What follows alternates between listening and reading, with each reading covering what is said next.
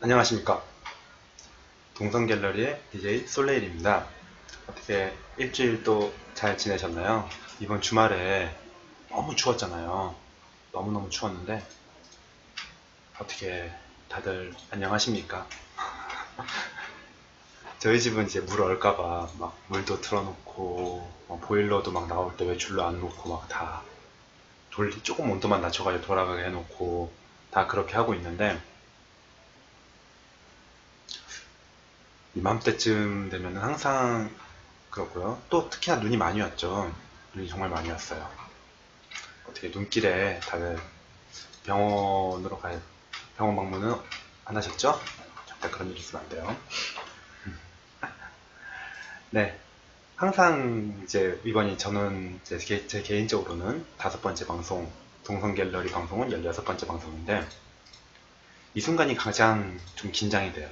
처음 막 이제 입을 열었을 때 막 이야기 뭔가 시작할 때 무슨 이야기를 할까 무슨 이야기를 할까 막 고민할 때 그때가 가장 좀 긴장이 되는 것 같아요.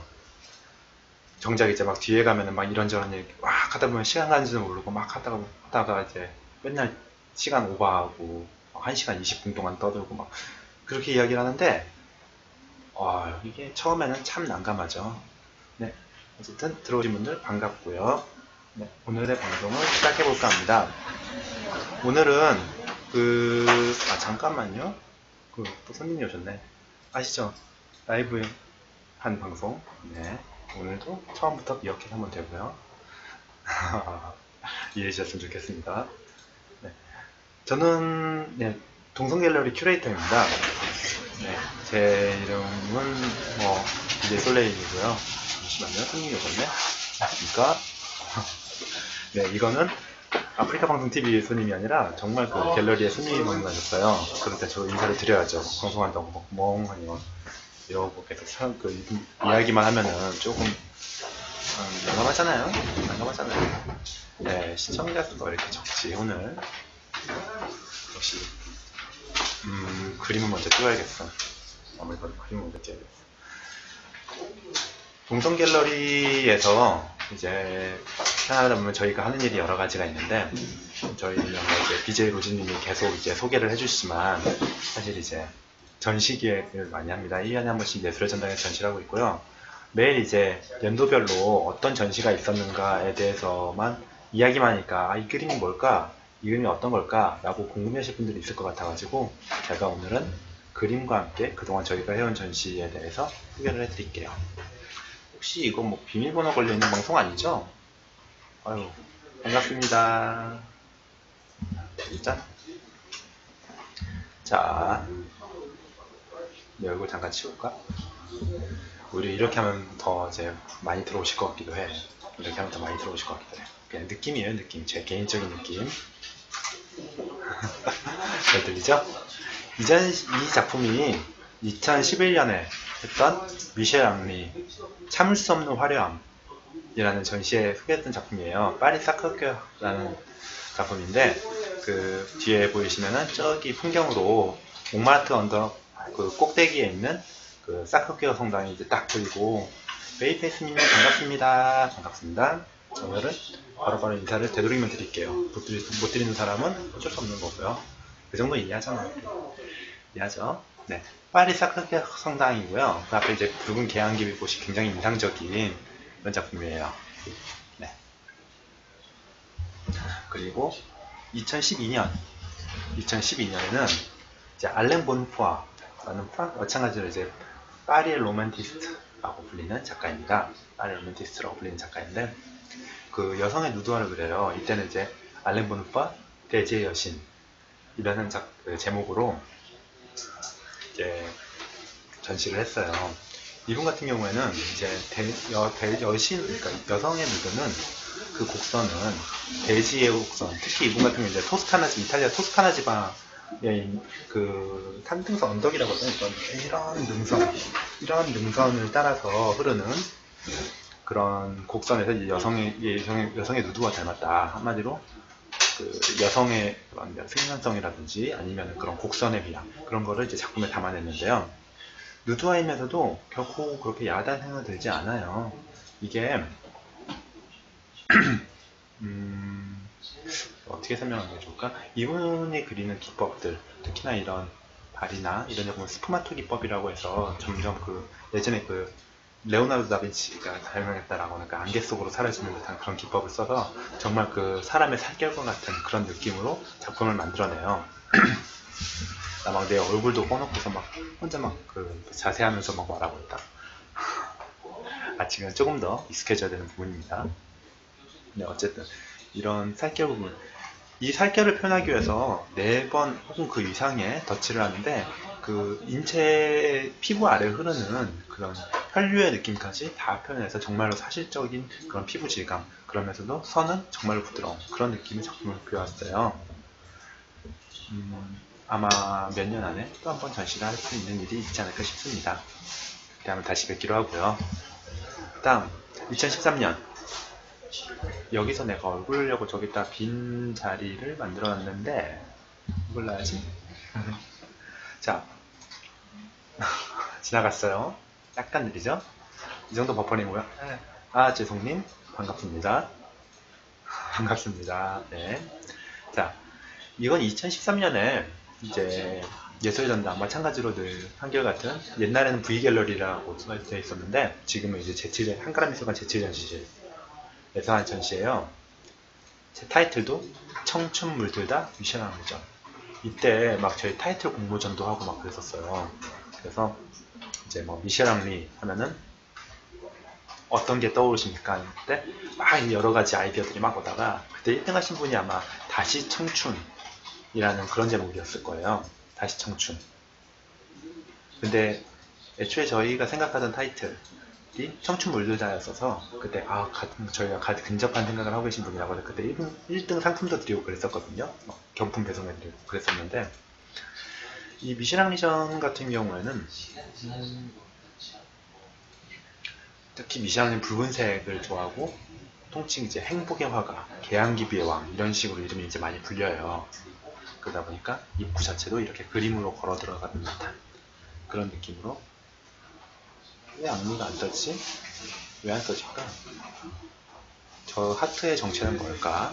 저 하트의 정체는 뭐지? 어쨌든 네, 그렇습니다. 여기 보시면은 이제 붉은색 작품으로 이제 쭉 들어가는, 저기 후주지가 후주라는 작품이었을 텐데, 네, 붉은색의 조화라고 그때 번역을 했었죠. 네, 그 작품으로 걸어 들어가는 느낌. 그리고 이때 당시의 전시는 그러니까 미셸앙리전은 많은 분들이 찾아주셨어요. 그래서 이게 앙리 그림을 보고 감동을 느끼시는 분들도 많구나. 앙리 그림이 정말 큰 감동을 주는구나. 왜 사실 미술이라고 하면은 여러 가지 철학이나 뭐 다양한 생각들을 담아내려고 하는데, 담아낸 여러 가지 한마디로 가장 근본적으로는 미술이잖아요. 아름다운 이야기, 아름다운 기술, 아름다운 이야기가 아니죠. 이제 막 계속 뭐가 오늘따라 왔다 갔다 하니까 정신이 좀 사나운가? 자꾸 막 헛소리도 해요. 네, 어쨌든 그렇습니다.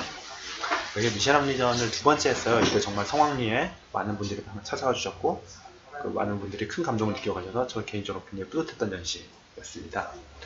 미셸앙리전, 청춘 물들다. 그 다음에 알랭 보누포아를 다시 한번 했어요. 여인 꽃보다 진하게 알랭 보누포아전이라는 전시였는데, 여기 보시면 이제 전시장 입구 사진이고요. 라일락 광고님 반갑습니다. 반갑습니다. 네, 알랭 보누포아전이고요. 이 작품이 이제 이번 전시를 특별히 준비한 작품은 이소라라는 작품입니다. 보통 이제 모델 이름을 그대로 쓰시는데 이런 패턴이라든지 이런 배경의 추상적인 느낌과 함께 여인의 라인이 오랜만에 오셨구나. 저희는 동성갤러리 큐레이터 4명이 한 번씩 번갈아 가면서 하는 방송이고요. 그래서 오늘은 제가 합니다. 순간 여자가 아니라 이상한 남정네가 앉아있어가지고 촉박촉박 당황하시고 그런 건가요? 어쨌든 반갑습니다. 네, 저는 BJ 솔레일입니다. 제 방송 한 번도 안 보셨나요? 5번째인데 봤었죠. 네, 어쨌든 이거 알랭 보누포아전 2014년도에 했던 전시고요. 이때도 마찬가지로 많은 분들이 찾아와 주셨고 정말 좋은 전시였습니다. 그리고 나서 이제 미셸앙리전을 한 번 더 하는데요. 짠! 딱 보는 순간 그 붉은 기운의 감탄사가 탁 느껴지는 그런 작품이죠. 그런 작품이죠. 이게 이제 체리와 계양기빛꽃이라는 작품이었는데, 이때 앙리전 같은 경우는 이제 입구에다 여러 가지 뭐 문 같은 이런 오솔길로 들어가는 그런 느낌 앙리 그림을 써서 그런 배치도 했었었고, 이때도 마찬가지로 이제 앙리의 세 번째 전시다 보니까 많은 분들이 기존에 봤던 작품들도 보셔도 기분 좋아하시고, 그리고 새로운 작품 봤을 때 더 큰 감동을 느낄 수 있는 그런 전시였다고 저는 생각을 해요. 마찬가지로 자고요. 바로 작년이었죠. 작년에 네, 탄생의 기적 프랑코 아담이죠. 여기 뭐 이때 정말 그 저희 갤러리 최초이지 않을까 싶어요. 조각전을 했던 건 최초이지 않나 싶어요. 이렇게 막 입구에 큰 2m 80짜리 조각 서 있고, 조각 나름 뭐 여러 가지 뭐 한진 사태니 뭐니 말도 많은 전시인데, 어쨌든 많은 분들이 그 큰 감동을 그 조각이 주는 아름다움을 실감할 수 있는, 그리고 이탈리아 조각을 느낄 수 있는 그런 전시였던 것 같습니다. 그리고 이제 올해 2017년 새해가 밝았죠. 신년 그 양력으로 새해가 밝았고, 음력으로 이제 곧 있으면 새해입니다. 일단 새해 복 많이 받으시고요. 하트감 참 많이 난무하죠. 왜 그럴까요? 진짜 모르겠어요. 어쨌든 자 목소리를 조금 키워볼까요? 자, 2017년 올해의 전시는 지금까지 한 번도 소개해드린 적은 없는 작가입니다. 이탈리아 작가인데요. 파비오 갈베티. 새해 복 많이 받으세요. 네, 파비오 갈베티. 제가 작품 보여드린다고 했잖아요. 또 약속은 착실히 지키지. 짠! 이런 그림입니다. 내 얼굴 잠깐 치워볼까? 자, 그 에뚜알드 시엘 하늘의 별이라는 작품인데요. 파비오 갈베티는 이렇게 약간 도시 느낌이 나는 약간 모던하면서도 어떻게 보면 약간 외롭고 쓸쓸할 수 있는, 그렇지만 그 안에 따뜻함이 있는 그런 작품을 보여주는 작가고요. 그리고 이런 콜라주 기법들을 많이 이용해서 다양한 새로운 느낌을 많이 주는 현재 생존 작가고요. 네, 올해 예술의 전당 제7 전시제 가을에 소개해드릴 전시입니다. 많이들 기대 부탁드립니다. 네.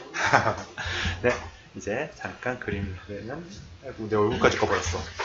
자, 지난 시간에 제가 인상주의 작가, 그때 제가 준비했던 사람 마저 이야기를 하고, 그리고 특별편으로 누구였죠? 기억나시는 분? 혹시 보셨으면 기억나시는 분? 또 기다리게 계시면 제가 먼저 이야기하겠죠. 귀스타프 그루베 소개해드렸었어요. 귀스타프 그루베 하면 막 그 사실주의란 어떤 것이냐, 사실주의는 왜 사실주의냐, 그 사실은 사실적인 그림이라 사실이 아니라, 그리고 그 사실, 그러니까 우리 옆에 있는 현실을 표현했기 때문에 사실주의다, 막 이런 얘기를 막 했는데, 다른 건 다 집어치우고 우리 머릿속에 기억나는 건 세상의 기원밖에 없어요.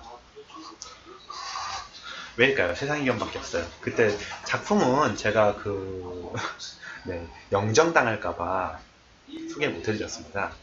영정 무서워요. 네. 하지만 모두가 다 아는, 인터넷에만 검색해도 다 나오는 그런 작품. 안 보신 분들은 지금 매니저님이 써주고 계시죠? 유튜브에서 동성 갤러리를 검색하세요. 띠링띠링. 나 이런 거 점점 좋아진다. 이런 거 막 좋아지더라. 왜일까? 막 보신 분들 막 나가고 싶어하고 그런 거 때문에. 어쨌든 오늘은 그래서 이제 인상주의 작가들을 계속 소개를 해드리다 보니까, 인상주의가 원래는 세 분류로 보통 나뉘어요. 이제 앵프레시오니즘, 그냥 일반 인상주의 작품하고, 그 다음 네오 앵프레시오니즘, 신인상주의, 그 다음 포스트 앵프레시오니즘, 후기 인상주의, 이렇게 세 개로 나뉘는데, 이 세 개가 되게 막 비슷한 듯하면서도 좀 막 다른 면이 없지 않아 있죠. 근데 다음 시간에는 이제 제가 신인상주의를 이야기하게 될 것 같은데, 제가 아직 인상주의 작가 중에 소개하지 못한 작가들이 있어요. 근데 이 작가들을 제가 지금에 와서야 소개해드리는 이유는, 사실 뭐 순서대로라고 말하기는 조금 그렇지만, 이분들은 이제 그 신인상주의로 넘어가는 그 과도기적인 그런 느낌들의 그림들을 많이 보여줘요. 그러니까 그런 흐름을 느끼게 해주는 그런 작가들이다. 흐름을 느낄 수 있는 그런 작가지 않을까 해서 자, 소개해드리려고 합니다.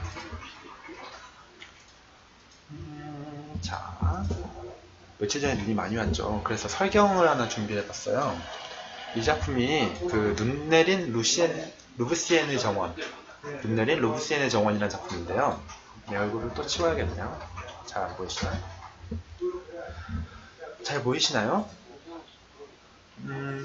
알프레드 시슬레는 모네, 흐누아처럼 그 야광파라고 불렸죠. 그 바깥 풍경에서 직접 바로 그림을 그리는 작가. 그래서 막 처음에 막 인상주의, 이거 이제 혀도 보이나봐. 인상주의 등장하면서 뭐 튜브 물감, 그리고 뭐 이런 뭐 여러 가지 기술의 발달, 막 그런 것들 인상주의가 등장을 했는데, 그렇기 때문에 화가들이 밖에 나가서 그림을 그리기 시작했다. 막 그런 얘기를 했었잖아요. 그렇게 그려진 이제 알프레드 시슬레는 이제 1839년부터 1899년까지 살았던 사람이에요. 그러니까 거의 인상주의의 가장 황금기와 같이 활동했던 사람이고, 이 사람 같은 경우에는 이제 모네, 르누아르보다 색채가 더 서정적이다 라는 평가를 많이 받아요. 그 며칠 전에 눈 엄청 많이 왔을 때 제가 사실은 이제 좀 높은 곳에 살아요. 그 옥탑방에 사는데 네. 눈 내리면은 그 도시가 눈에 하얗게 덮인 풍경이 다 보여요. 굉장히 좋아요. 네, 그 풍경처럼 세상이 깨끗해 보이는, 그리고 그 길을 쓸쓸히 혼자 걸어가는, 네, 우산 쓴 부인이 있겠죠? 마담 부인이 쓸쓸히 걸어가고 있는 그런 풍경이 굉장히 고즈넉하면서도 보는 사람들의 마음을 따뜻하게 해주는 것 같습니다. 모네, 르누아르보다 좀 더 서정적인 컬러. 왜 그런지는 다음 그림을 보시면 좀 더 느껴지실 거예요. 자, 굉장히 비비드하죠. 갑자기 색상적으로 팍 튀는, 아까 막 눈 내릴 때는 차분하게 들어가다가 갑자기 색상적으로 확 깨어나요. 짠. 이게 가끔 저는 막 혼자서 막 자세하고 있는데 안 보이거든. 이 작품은 빌레라 가란네의 달이라는 그런 작품인데, 마찬가지 역시 인상주의 그림이 그렇죠. 외곽은 그렇게 중요하지 않고 색상이나 그 순간, 그 빛의 터짐, 그러면서도 뭔가 다른 화가들, 그 인상주의 화가들 작품보다 좀 더 비비드한 그런 느낌이 확 느껴지죠. 꼭 동화책에 나올 것 같은 그림 있지 않나요? 동화책에 막 사파처럼 막 들어가 있는 그런 느낌의 그림. 그 다음에 제가 눈 오는 날은 별로 안 좋아하지만, 눈 오는 날 그림을 하나 더 보여드리면은, 은혜의 아르쟁뜨일. 이게 다 그 지명이에요, 지명. 다 지명이어서 제목이 다 이래요. 빌레 라카렌도 마찬가지고, 네, 아르쟁뜨일도 마찬가지고, 이제 지명인데, 마찬가지로 이게 외부에서 정말 그렸구나라는 걸 느껴지는 게, 이런 빛이 딱 눈에 이제 그림자가 져가지고 나오는 색채라든지 막 이런 것들이 너무나 이제 선명하게 잘 보이거든요. 잘 표현이 되어 있죠. 그러면서도 하늘도 마찬가지로 그냥 단색으로 부드럽게, UI의 특징은 굉장히 색상의 혼합이 편하다는 건데, 그런 걸 쓰지 않고 색이 분할돼서 들어가는, 마치 하늘에서 뭔가가 흐르는 듯한 그런 느낌이 드는 작품이잖아요. 그렇습니다. 그리고 짠, 갑자기 또 비비드해졌어요. 이 작품의 이름은 첫설이에요. 혹시 그 시골에서 뭐 하루 이틀 살아보신 분들은 서리가 온 날의 풍경을 보신 적이 있을 거예요. 아침에 딱 일어났는데 밖에 딱 나가니까 그 풀밭에 이렇게 풀밭이 펴져 있는데, 거기에 막 그 하얀색 서리들이 바짝바짝 하다 내린, 물론 농부들은 서리를 그렇게 좋아하진 않습니다. 서리가 왔다는 거 이제 그 한 해 농사가 거의 끝났다는 시점이니까 서리를 그렇게 좋아하진 않는데, 이제 풍경적으로는 저는 굉장히 아름다운 것 같아요. 이렇게 첫서리 작품. 그리고 시슬레 같은 경우에도 모네랑 마찬가지로 한 장소를 연작으로 그린 작품이 있어요. 자, 이게 모래교회라는 작품인데, 이것도 왜 예전에, 자, 퀴즈. 모네가 연작으로 그린 성당은 어디에 있을까요? 그때 제가 이름 이야기했었는데, 어차피 대답은 기다려야 되기 때문에 제가 답을 이야기해야겠죠. 루앙대 성당, 루앙대 성당인데, 그 연작처럼 마찬가지로 이건 모래교회를 이렇게 연작으로 색채에 담아냈어요. 이 두 점이 끝이 아니라 굉장히 많아요. 굉장히 막 이렇게 많은데 한번 관심 있으신 분들은 시슬레 모래교회 검색을 해보시면 그 연작들을 다 감상할 수 있지 않을까 하는 생각이 듭니다. 네. 사실 시슬레도 처음에는 물론 인상주의 작가들하고 같이 활동해서 계속 인상주의 작품을 그렸어요. 근데 이런 조금씩 그 전에 보여드렸던 이런 작품보다 좀 더 색채가 풍성해지고 다양해지는 그런 변화의 과정을 볼 수 있죠. 그리고 다음번에 소개해드릴 작가는 카미오 피사로입니다. 사실 이제 이렇게 가볍게 넘기기에는 너무나 이제 큰 작가들인데 이 한 분 한 분을 다 소개해드리다 보면은 나중에 기회가 되면 제가 이제 콕 집어서 몇몇 사람 이야기를 하겠죠. 몇몇 사람 이야기를 하는데 그렇게 좀 지루하지 않을까 싶어요. 네. 그래서 이제 다음 소개해드릴 작가는 카미오 피사로입니다. 소개해드리기 전에 잠깐 그림 잡고 이제 좀 긴장이 풀리네요. 케이아 에이드님 반갑습니다.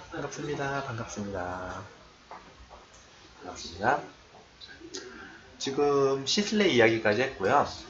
네, 시슬레이 이야기까지 했고 이제 카미오 피사로 이야기하려고 하고 있어요. 인상주의는 이제 피사로까지 이야기하면 기본적으로 인상주의 작가는 어느 정도 짚지 않았는가라는 생각이 드네요. 오늘따라 목소리가 너무 차분하죠. 아까 분위기가 눈 와서 그런가? 굉장히 막 점점 가라앉는 듯한 그런 별로 반갑지 않은 느낌. 네, 그럼 다시 한번 또 기운을 내보죠. 카미오 피사로 작품은 짠. 카미오 피사로는 사실 이제 인상파 그룹전이 시작한 이래 계속 이제 전시를 같이 했어요. 계속 같이 했는데 그 외강파, 아까 전에 이야기했던 시슬레나 아니면 모네 혹은 뭐 르누아르 중에 한 명이에요. 역시나 풍경화는 글쎄요, 한두 점 볼 때는 사실 좀 이제 마음이 편안해지고 그런데 계속 풍경화 보면은 약간 지루하거든요. 그래서 그런가 지금 분위기가 계속 가라앉아요. 마음에 안 들게. 어떻게 업시킬까 생각을 해봅니다. 어떻게 업을 시킬까요? 고민이네요. 이분 같은 경우에는 사실 이제 사실주의 작품을 처음엔 그렸어요. 처음에 사실주의 작품을 그렸는데 중간에는 인상주의 작품으로 바뀌어요. 그러니까 아까 전에 인상파 그룹전을 계속 같이 했다고 했는데 1874년부터 계속 같이 했는데 그 전에는 사실주의 그림을 그렸던 사람인 거지. 지금 보시는 이 그림 있죠, 이 그림이 그 사실주의 작품, 그러니까 피사로가 그린 사실주의 작품의 가장 대표작 중에 하나예요. 이게 그 보헤미안의 집이라는 사실주의랑 인상주의는 제 전방송 보세요. 또 이거 설명하려면 되게 길어지는데 사실주의는 이제 사실 우리 주변에 있는 모습들 그런 거를 그렸기 때문에 사실주의라는 이야기가 나왔고, 인상주의는 모네 그 인상 해돋이 그 작품부터 시작했다가 이제 인상주의란 말이 조금 처음에 비꼬는 말이었어요. 근데 이제 그게 이제 그들의 상징이 돼버렸죠. 인상주의는 정말로 그 순간 그 외부에 나왔을 때 그 풍경을 바라봤던 그 순간의 빛, 색채, 색도, 체감, 채도 그런 거를 전부 다 화폭에 담아내요. 정말 어떻게 보면 사실주의보다 더 사실적인 그림이 바로 인상주의다 라고 이야기할 수 있겠네요. 그리고 이게 순간적으로 그리는 그림이다 보니까 이제 뭐 색이나 그런 외곽선이나 그런 거는 별로 불분명하지만 색은 굉장히 순수해지고 강렬해지고 그 시간대, 그 환경의 그런 색감을 그대로 담아내는 작품이다 라고 간략하게 정리해 드릴 수 있을 것 같아요. 네. 궁금하신 분은 제가 했던 방송 유튜브에 동성갤러리 검색하시면 나옵니다. 그걸로 보시면 돼요. 네. 갑자기 설명이 되게 불친절한 것 같아서 죄송하네요. 이게 어쨌든 이 세 가지, 그러니까 사실주의부터 연결된 사실주의, 인상주의, 그 다음 신인상주의, 이 세 가지를 다 관통하는 작가가 바로 카미오 피사로예요. 그러니까 이 당시 그때 막 격변하는 시대라고 했잖아요. 한 번에 막 수많은 그 다양한 시도들이 터져 나오고 정신없이 바뀌고 하는 이 시대에 가장 어떻게 보면은 그 모범적인 교과서적인 지표로 보일 수 있는 작가다 라고 해서 마지막에 피사로를 소개해드리게 됐습니다. 사실 그 피사로의 그 사실주의는 까밀고로라고 제가 예전에 잠깐 지나가듯이 이야기를 했었는데 그 작가 나중에 제가 좋아하는 작가라서 나중에 기회가 되면 한 번 더 파헤쳐 볼 거예요. 근데 파헤쳐도 재밌으려나? 그건 잘 모르겠고요. 일단은 사실주의 까밀고로의 풍경에 영향을 받았어요. 그러다가 이제 이 다음 작품 아니 전 그림하고 다음 그림하고 분위기가 너무 달라. 이건 딱 보는 순간 달라. 이건 어떻게 보면 그래도 외곽선 좀 지키려고 노력도 많이 했고 딱 그 세세하지만 이거는 갑자기 외곽선이 불분명해지면서 그 일몰, 이 작품 이름이 일몰이거든요. 1872년 작품인데 일몰의 순간 막 그 해가 막 이게 니글니글 타면서 이제 가라앉고 있고 그리고 막 농부들은 여기서 막 농사 짓고 있고 그런 이제 일몰의 순간을 정말 그 색채까지 그대로 잘 담아낸 거죠. 그러다가 자 이제 다음 시간에 제가 신인상주의를 소개를 해드릴 건데 신인상주의의 특징은 보통 이제 조르주 세라나 폴 시냑처럼 그 전묘법 그러니까 듣기만 해도 머리 아픈데 예술과 과학의 만남 그러니까 과학과 예술이 만나서 빛의 원리를 그림에 접목시켰다 막 그런 느낌이에요. 그래서 이런 그림이 등장을 합니다. 아유 해가 동그란데 이게 분위기에 따라서 그리다 보면 찌그러지 해가 꼭 동그라야 된다는 법칙 동그랗지만 동그랗게 그려야 된다는 법칙은 없잖아요. 왜냐면 그 형상은 화가의 마음속에 있는 거니까 그렇게 이해를 해주면 됩니다. 그림의 느낌이 또 바뀌었어요. 이게 바로 그 G 슬러의 전묘법에 관심을 가지고 그 이제 바뀐 그림인데 에라니 풍경이란 1886년 그림입니다. 보시면은 그 점점점점에서 굉장히 원색적인 점을 찍는데 그게 우리 눈으로 이제 망막에 비칠 때는 그게 눈 안에서 딱 혼합이 돼요. 그래서 그 화가가 의도했던 색깔을 딱 구현해내는 그런 느낌의 전묘법화. 이게 이제 신인상주의의 가장 기본적인 그런 느낌이죠. 네. 이런 그림을 남깁니다. 잠시만요. 목이 타네요. 다음 시간이요. 네. 그럴까 합니다. 조르주 세라, 폴 시냑. 그럴까 생각 중입니다. 그 두 분이 바로 전묘법의 대가죠. 막 광고에도 많이 쓰인 그런 작품이죠. 특히 LG가 나 여기서 막 이런 상품명 막 이야기해도 되나? 막 엘땡 그 모 대기업 걔네가 만드는 그 가전제품을 보면은 좀 그런 예술 작품이나 그런 걸 이용해가지고 광고나 혹은 막 그 냉장고 막 벽면에 그 문에다가 막 그런 막 그 어느 화가랑 되게 같이 콜라보 해가지고 막 이런 패턴 새기고 막 그런 작업들 되게 많이 하더라고요. 네, 어디서 막 음악 소리도 들리고요. 음악 소리도 잘 들립니다. 이 노래 제목 아세요? 아시려나? 잘 들리죠? 이 노래. 이 노래 제목 아시는 분은 채팅창에 써주시면 돼요. 네, 전화 왔어요. 네, 채팅창에 이 노래 제목 뭐예요? 막 써주시면은 제가 그렇군요 라는 알게 되겠죠. 저도 그때 막 찾았는데 기억이 안 나더라고. 네, 그렇습니다. 이렇게 인상주의 작가들은 제가 소개해드릴 만큼 소개를 해드렸어요. 기억나시는 분 있나요? 기억나시는 분? 이 음악이랑 잘 어울린다고요? 듣고 보니까 그런데? 은근 잘 어울리는데? 샌프란시스코 약간 그 미국 정서 좋죠? 미국 정서 서부의 무슨 그런 느낌? 개인적으로 좋아하는 서부 영화 재밌게 보신 거 있나요? 그 태양을 향해 쏴라 했나? 그거 되게 재밌게 봤는데 좀 내용 좀 복잡하지만 어쨌든 막 그런 영화 되게 재밌게 봤었어요. 서부 영화 재밌잖아요. 총 쏘는 딱 승부, 총싸움 막 그런 거. 남자들은 다 좋아하지 않나요? 나만 좋아하나? 네. 인상주의는 이렇게 이제 이야기를 마쳤는데 그러면은 제가 남은 시간 동안은 무엇을 이야기할 거냐?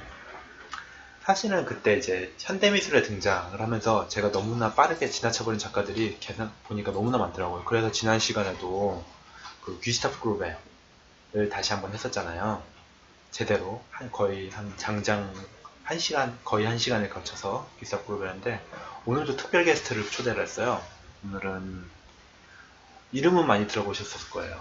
프란시스코 고야. 프란시스코 고야. 많이 들어보셨죠? 그 스페인 작가예요. 스페인 작가. 스페인 작가인데 1746년부터 1823년까지 28년까지 살았던 낭만주의가입니다. 근데 이분은 사실 나 말이 좋아 낭만주의지 딱 그 하나 그래 넌 낭만주의 작가야 라고 말하기엔 조금 애매한 면이 없지 않아 있어. 이게 지난주에 그 귀스타프 그루베로 굉장히 문제적 작가였는데 이번에 그 프란시스코 고야도 어떻게 보면은 아 사람이 뭐 저렇게 뭐 자존심도 없고 그러냐 라고 막 말할 수 있을 수도 있는 그런 약간 기회주의적이라고 보면 기회주의자적인 그런 삶을 살아온 작가입니다. 자 살짝 까면서 들어가죠. 그래서 이분은 로코코 발음할 때 되게 귀엽잖아요. 로코코 네, 로코코부터 낭만주의까지 다 아울러요. 그래서 이분의 기법은 굉장히 고전적이에요. 느낌, 색감, 표현 그런 건 굉장히 고전적인데 네, 로코코 입이 굉장히 귀여워져요. 로코코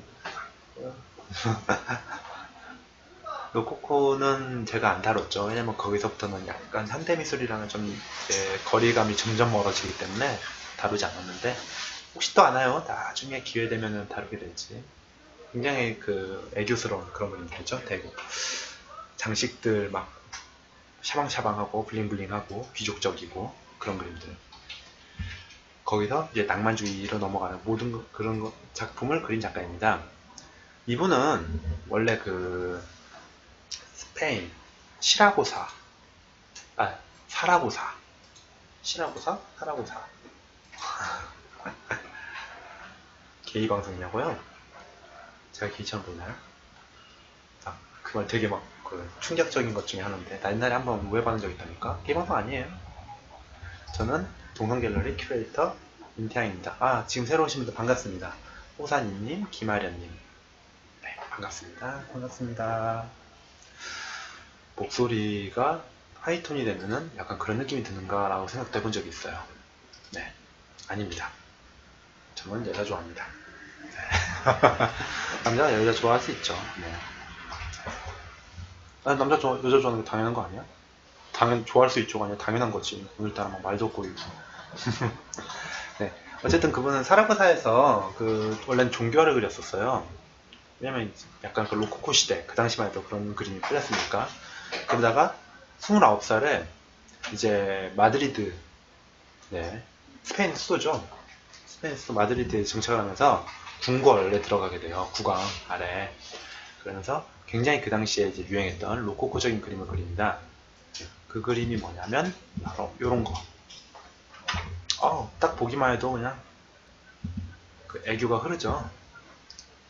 이런 장식성이며 이런 표현이며 이런 섬세하면서도 약간 규범적이고 그러면서도 뭔가 딱 보고 있으면 그냥 기분이 왠지 좋아지는 듯한 벽에 걸려있으면은 미술관이 될 것 같은 그런 작품입니다. 이 작품의 제목은 이제 1777년 작품인데 양산이라는 작품이에요. 더 파라솔이라는 작품이고요. 브로콜리 농장님 반갑습니다. 로코코 스타일의 가장 어떻게 보면은 로코코 그냥 말 그대로 로코코라고 하기에는 고야 이런 그림 그렸었어요. 이게 초기 작품이에요.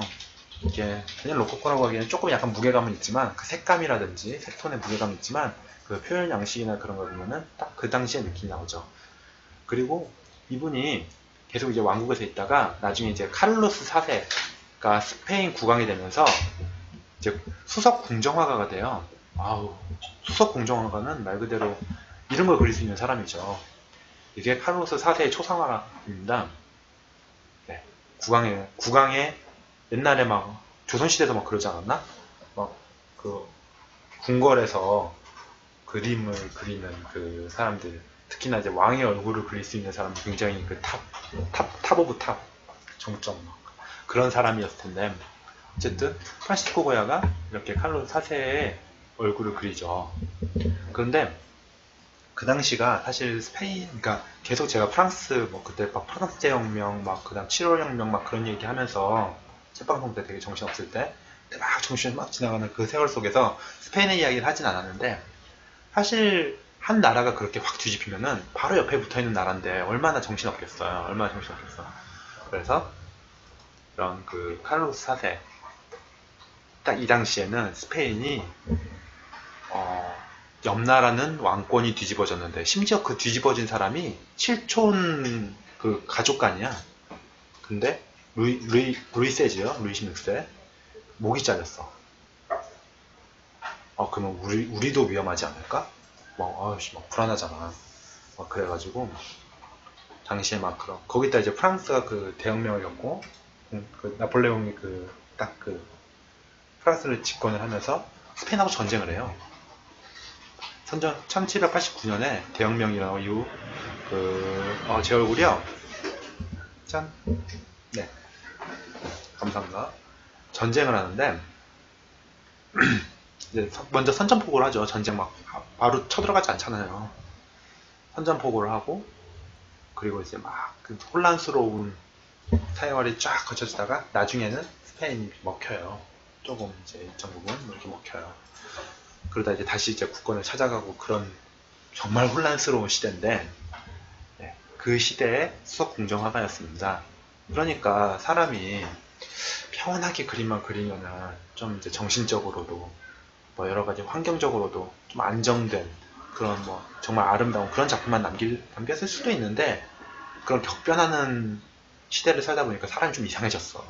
조금 뭐랄까, 일단 쭉 앞으로 이야기하겠지만 정상은 아닌 것 같아. 정상은 아닌 것 같고, 네, 어쨌든 1793년에 이제 세비야, 저 항구 도시죠, 스페인 남쪽에, 이쪽을 휴가를 갔는데 그때 이제 병에 걸려요. 병에 걸려서 어떻게 회복을 하는데 귀머거리가 되는 거지. 귀머거리가 돼가지고 이제 청력, 이제 완전 아무것도 안 들리는 그런 상태가 돼버려요. 그러면서도 그 80년에서 90년까지는 이제 초상화가로 굉장히 이제 명성을 많이 얻죠. 이 사람의 초상화는 정말 최고다. 그래서 온갖 귀족, 이 사람은 그 프란시스코 고야 그림 검색해 보면은 그 각종 귀족들, 뭐 아니면은 각종 막 그때 세력가들, 부인들 초상화 진짜 많아요. 어림잡아도 그거만 해도 한참 봐야 되는데, 그 중에 가장 뭐 유명하다면 유명한, 자, 이게 라솔라나 후작 부인이라는 작품입니다. 딱 단아하면서도 이렇게 딱 뭔가 차분한 그런 귀부인의 모습을 볼 수 있습니다. 이게 1793년 작품인데요. 당시에 궁정화가였지만 그 당시에 또 유행했던 게 그 뭐야 이게, 계몽주의. 계몽주의가 이제 막 그 태동을 하고 있었어요. 그 사이에 또 눈꽃 오는 날님도 오셨고, 말하면 영장 먹을 것 같은 아이디를 가진 분도 오셨네. 반갑습니다. 반갑습니다. 네, 굉장히 단아하면서도 엄숙한 그런 부인의 모습을 초상화를 남겼습니다. 이분이 사실 이제 라솔라나 후작 부인의 부인인데, 그 계몽주의 사상에 딱 그 후원을 하는 그런 귀족이었어요. 그러다 보니까 이분들하고 친해지면서 고야의 머릿속에도 그런 약간 그 계몽적인 사상, 이제 왕권 아래에서 수석 궁정작가지만 본인의 작품이 이제 딱 그런 사람들을 좀 일깨울 수 있는 그런 작품이었으면 좋겠다라는 생각을 하게 되는 거죠. 그래서 요거 이제 파나집인데 1799년에 나온 이제 고야의 파나집입니다. 이때 이제 막 애침이나 막 그런 새로운 기법들을 많이 추가를 해서 이런 파나집을 냈는데, 이 파나집이 문제인 게 여기에는 성직자를 조롱하기도 하고 마녀도 등장을 해요. 그러니까 막 상상이나 환상 막 그런 것들이 현실과 막 다 짬뽕되어 있는, 원래 판화집들이 다 그렇지 않나? 그 당시에 막 특히나 개몽하면 또 이제 블랙 코미디라든지 아니면은 막 그 당시에 주도 세력을 막 공격하는 그런 그림들 많이 그리잖아요. 마찬가지로 고야도 이런 판화집을 냈어요. 1795년에 변덕, 이름도 변덕이야. 변덕이라는 판화집을 딱 냈는데 당시만 하더라도 또 종교재판소라는 게 있었어요. 왜? 그 마녀사냥, 옛날 막 중세시대 마녀사냥 막 이런 거에 많이 나오는 것들 있잖아요. 종교의 이름으로 당시 그 종교의 그 사상에 위배되는 애들을 다 잡아다가 뭐 가두거나 죽이거나 뭐 고문하거나 막 그런 종교재판소. 그때도 굉장히 힘이 좋았거든요. 그래가지고 거기에서 이제 또 불똥 튈까봐 이거를 이제 막 다 회수를 해요.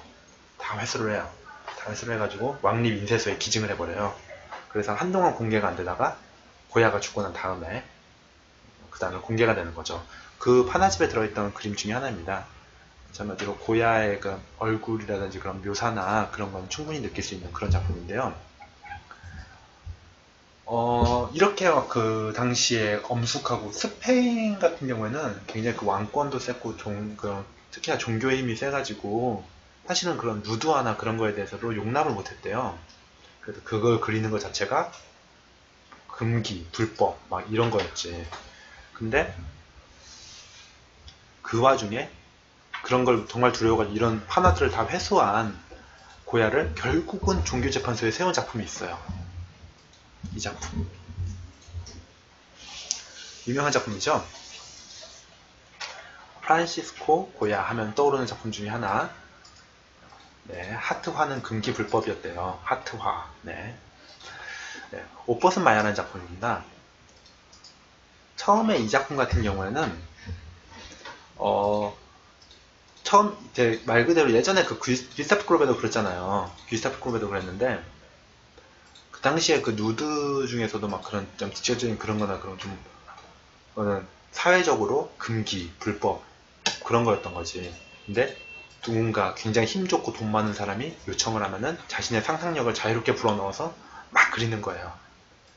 그 고야도 마찬가지로 마누엘 고도이라는 그 당대 최고의 그 수상, 이제 왕 바로 아래 실력자가 주문을 해서 만든 작품이 이 작품입니다.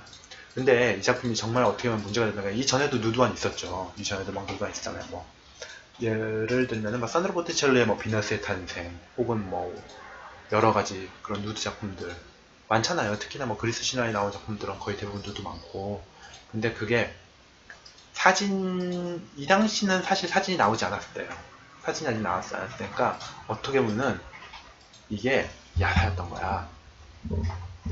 그 귀족, 특히나 이제 남자 귀족들의 그 마음속에 품은 로망을 막 이제 상상력이나 그런 걸 막 일깨워주는 그런 약간 그쵸.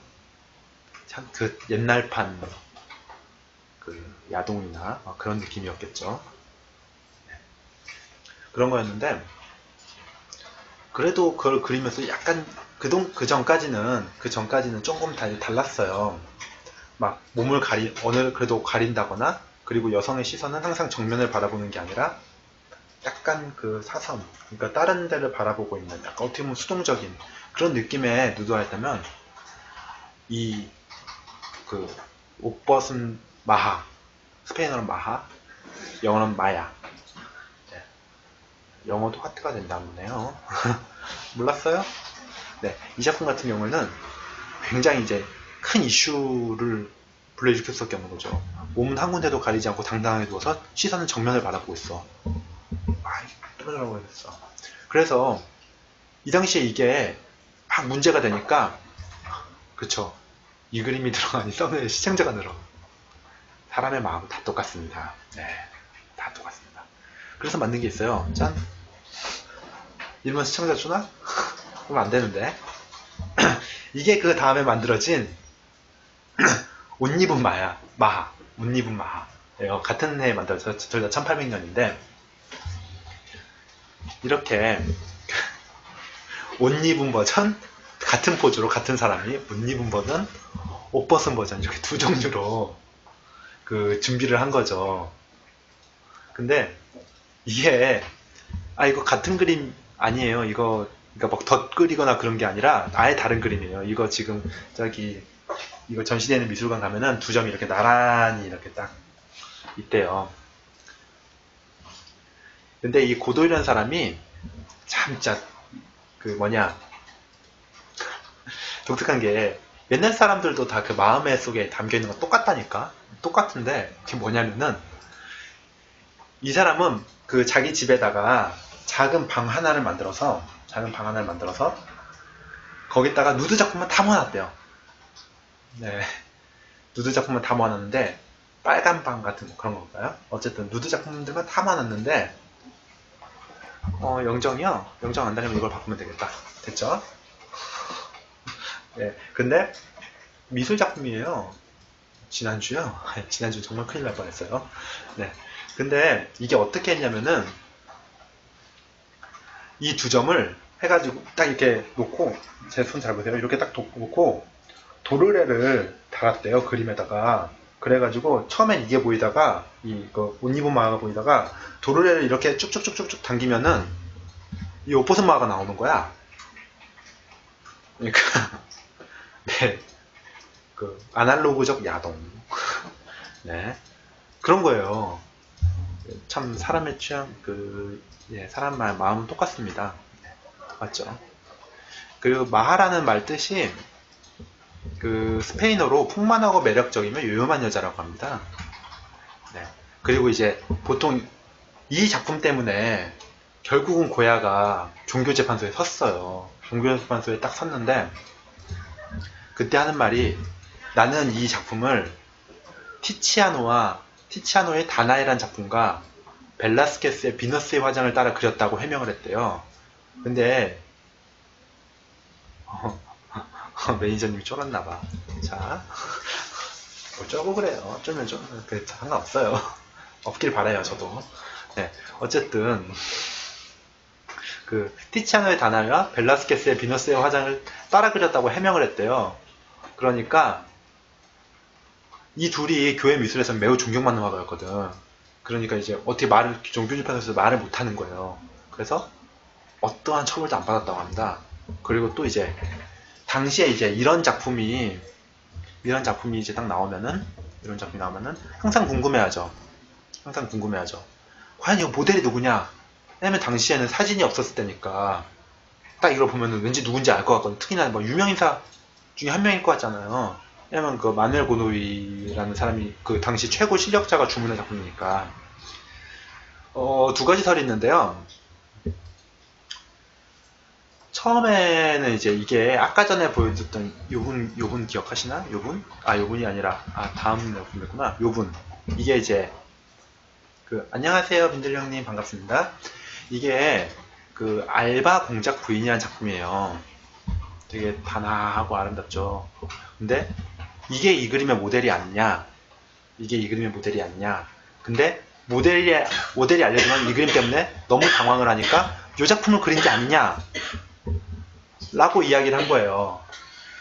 근데 이거는 전혀 그 근거도 없는, 명분 없는 그런 거였고요.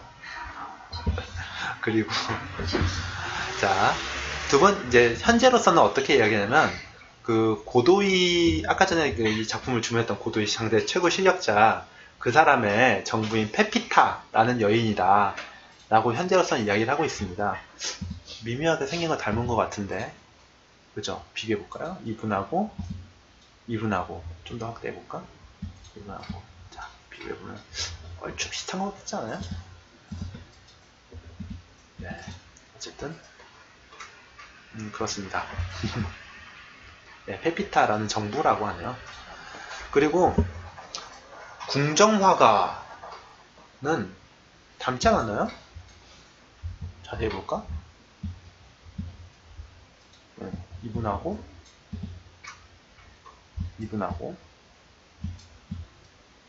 닮지 않았나요? 어떻게 생각하세요? 그렇습니다. 그리고 와서 이제 스페인하고 프랑스랑 전쟁을 해요. 막 이런 것들 다 있고 이런 이슈들 다 있고 1793년까지 전쟁을 하는데 이게 그 카를로스 4세 왕가 이쪽이에요. 근데 기존에 그 왕족을 그린 거랑은 다르게 좀 사람들 표정이 뭔가 안 좋아. 좀 불안해. 뭔가 옷은 화려하게 입고 있는데 뭔가 얼굴에 막 수심이 이렇게 가득한 거죠. 얼굴에 수심이 가득한 거죠. 그래서 이게 사실은 이제 궁정작가다 보니까 당시의 분위기를 무시할 수는 없었던 거죠. 당시의 분위기를 무시할 수 없었는데 아까 말했잖아요. 실촌 관계인 그 루이 16세 그 프랑스 국왕의 목이 날아갔다니까. 시민들의 목에. 그 다음에 나폴레옹이 권력을 장악했고, 그리고 심지어 이제 곧 있으면 그 몇 해 있다가 요 사람 요분 보이죠? 잘생긴 청년. 이 사람이 페르난도 7세인데 이 사람이 이 카를로스 4세의 왕위를 가져가요. 왕위 찬탈 쫙 뺏어가는 거지. 자기가 이제 이 나라의 짱이 되는 거지. 딱 왕위를 가져가요. 그러면서 본인이 왕권을 잡는 듯 하였으나 그걸 뺏어갔으면은 자리라도 하지. 나폴레옹한테 이제 왕이 완전히 뺏깁니다.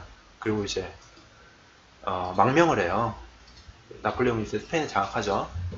그래서 이게 1808년에 있었던 일인데 1808년부터 이제 나폴레옹이 스페인을 침략하고 그 다음 이제 반도 전쟁이라고 불리는 1808년부터 1813년까지 전쟁이 있고 거기서 이제 프랑스가 이겼는데 더 웃기는 거는 어쨌든 자기를 수석 궁정학을 만들어준 사람이 이 사람 아니에요. 이 사람 카를로스 4세.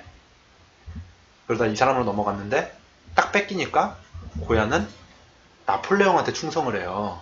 나폴레옹한테 충성을 해가지고 이제 그 사람의 막 이제 말이나 그런 거 막 듣고 약간 좀 기회주의자적인 그런 모습을 보이는데 그러면서 나중에 이런 그림을 남겨요. 이거 되게 유명한 그림이죠. 1808년 5월 3일 한 작품입니다. 그래서 이 사람이 막 스페인의 막 그런 그런 뭐라고 해야 되지? 스페인의 막 민족성과 정기 막 그런 것들을 잘 간직하려고 했던 그런 작가가 아니냐. 막 그런 얘기가 나오려고 했는데 이게 타이밍이 묘한 게 잘 봐봐요.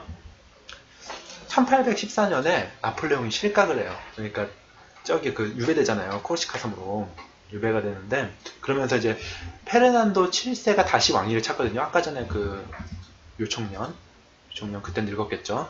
요청년이 다시 그걸 가지고 오는데 왕권을 이 사람이 딱 오자마자 굉장히 그 계몽주의를 거부하고 종교재판소도 막 부활시키고 기존의 그 이제 그러니까 유럽의 그 흐름을 완전히 거부하는 그런 흐름으로 가는 거예요. 막 그런 흐름으로 가는 거예요. 그런 와중에 자기가 이제 나폴레옹한테 이제 막 꾸벅하다가 다시 왕권이 돌아왔잖아. 그러면 되게 막 뭐라고 해야 돼? 좀 안면없다고 해야 되나? 막 눈치 없잖아.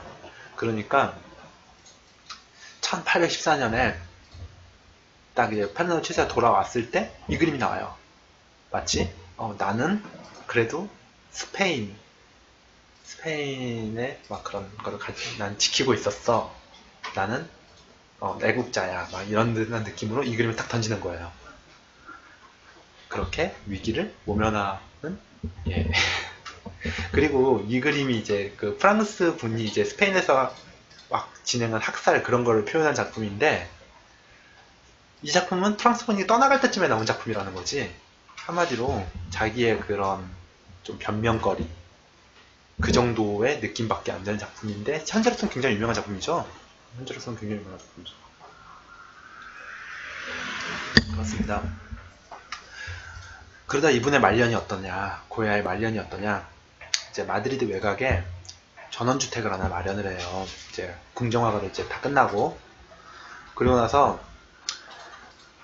집에다 이름을 지어 킨타 델 소르도라고. 이게 뜻이 귀머거리의 집이라고 합니다. 아까 전에 이야기했지만 고향은 귀가 멀었잖아요.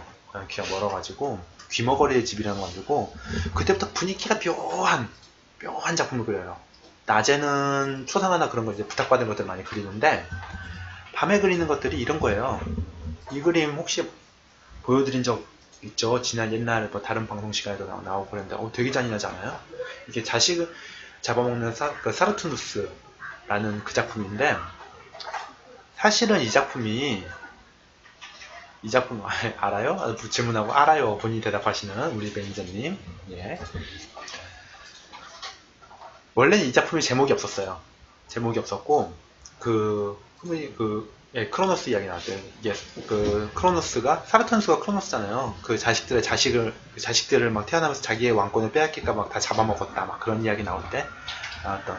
근데 원래는 이 그림이 제목은 없었고 후대 이제 평론가들이 이런 제목이 이런 거 아닐까라고 생각해서 붙인 이름이라고 해요. 사실은 제목이 없었다고 합니다.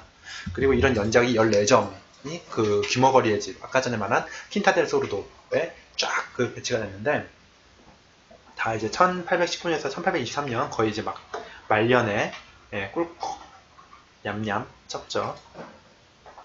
맛있을까? 어쨌든 네 그때 작품들이 굉장히 이런 어둡고 그래서 그때 작품 이제 검은 그림이라고 불러요. 검은 그림이라고 부르는데 이런 연작들이에요. 근데 항상 이 그림만 소개가 되니까 식상하잖아요. 그래서 하나를 더 준비했다. 짠! 오우. 자, 느껴지시나요? 이 암울함, 이 어두움. 보고만 있어도 바로 그림을 돌리고 싶은 이런 느낌. 이게 산 이시드로 순례 여행이라는 건데 순례자들의 얼굴을 굉장히 공포스럽고 괴기스러운 그런 모습으로 그려가지고 당시의 막 그런 분위기나 이런 모든 그런 고통스럽고 절망스러운 것들은 다 사람에게서 대항해낸 거다. 막 그런 거를 했는데 자, 암울한 건 돌려버리고요. 다시 아까 전에 이쁜 그림으로 돌아갈까요? 네. 그러다 이제 1828년에 사망을 합니다. 고야는 아까도 이야기했지만 로코코에서부터 낭만주의로 넘어가는 그 중간 과정 같은 그런 작가인데 그런 와중에 어떻게 보면 당시 시대상상 그렇게 가는 게 아마 가장 옳은 길이었겠죠. 가장 옳은 길이었을 텐데 하나 더 넘겨드리고 팬 서비스 차원에서 네. 누구도 뭐라고 하지 못하겠죠. 당시의 화가로서 그리고 유명세로서 그런 자신이 가지고 있는 그런 흐름들을 이어나가기 위해서 선택한 것들. 그렇기 때문에 지금도 거장이라고 불리는 낭만주의 하면은 뭐 외젠 라크루아 그리고 파시코 고야 이렇게 이름이 나올 정도로 유명하게 끝나지 않았을까. 좀 여러모로 생각해볼 부분이 많은 작가인 것 같습니다. 이거는 이제 얘기하면은 너무 복잡한 얘기가 되니까 미학적인 얘기 뺄게요. 오늘 이 방송을 들으신 분들은 직접 한번 생각을 해보시고요. 고야는 어떤 인물일까 한번 생각을 해보시고요. 그리고 네, 네 그렇습니다. 오늘의 방송은 여기까지입니다. 어떻게 처음에 인상주의로 시작하는데 시간을 역행해가지고 다시 낭만주의로 돌아갔어. 그리고 이제 내일 다음 시간에는 우리 BJ 로지님이 세상에 풍수지리를 한대요. 풍수지리를 네 많이 기대해 주시고요. 그리고 저는 제 개인적인 다음 시간에 다음 주 목요일 방송이었던 걸로 기억하는데요. 다음 주 목요일에는 이제 드디어 인상주의 이야기를 일단락 짚고 그에 이어지는 신인상주의를 이야기해보고자 합니다. 드디어 새로운 스타일의 그림이 나오겠네요. 그럼 많이 기대해 주시고요. 그리고 지난 시간에 그 폴세잔을 해달라고 말씀을 하셨었는데 폴세잔 같은 경우에는 아마 한 3-4시간쯤 후에 제 개인적인 3-4시간쯤 후에 그때쯤 한번 제대로 소개를 해드리지 않을까 싶습니다. 대신 많이 들어주셔야죠. 그렇습니다. 그리고 일단 오늘 보신 분들 즐겨찾기 업 반드시 해주시고요. 와주셔서 감사합니다. 오늘 방송은 여기까지. 내일 방송 BJ 로지님 방송 많이 기대해 주시고요. 만약에 늦게 들어와서 못 봤다 하면은 유튜브에 동성 갤러리 검색하시면 다 올라옵니다. 거기에도 좋아요 혹은 그런 것들 잘 부탁드립니다. 그럼 일단 오늘 녹화를 종료하겠습니다. 모두들 감사합니다.